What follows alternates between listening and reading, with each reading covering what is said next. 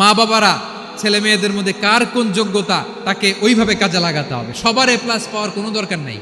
আমাদের দেশে একটা টেন্ডেন্সি আছে, পরীক্ষায় A+ না পাইলে কই তুই কি করলি, পাশের বাড়ির ছেলে A+ পাইছে, যা ওর পা ধোয়া পানি খা। কি খা? তা আমি ভাবছি যে পা ধোয়া A+ পাওয়া ছেলেদের পা ধোয়া পানির একটা পানির ব্র্যান্ড বানাইতে হবে, এরকম লেখা থাকবে A+ পাওয়া ছেলেদের পা ধোয়া পানি। খাওয়া নাই, এগুলার খাওয়া নাই, ওরে আল্লাহ A+ পাওয়ার জন্য বানাইছে, আর আপনার ছেলেকে এই A+ গুলারে নিয়ন্ত্রণ করার জন্য আল্লাহ বানাইছে।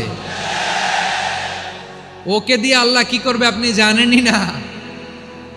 একটা A+, একটা A গ্রেড একটা মানুষের জীবনকে ঠিক করে দিতে পারে না। আপনার ছেলেকে আল্লাহ অন্যদিকে যোগ্যতা দিয়েছে, ওদের মনোবল ভাঙবেন না, খবরদার খবরদার। ছেলে মেয়েদের মনোবল ভাঙবেন না।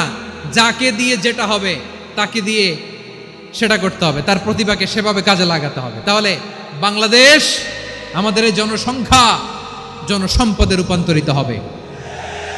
আমাদের সরকারের তত্ত্বাবধানে আমাদের 18 কোটি জনগণ দক্ষ জনশক্তিতে রূপান্তরিত হোক, আমরা চাই কি চাই না?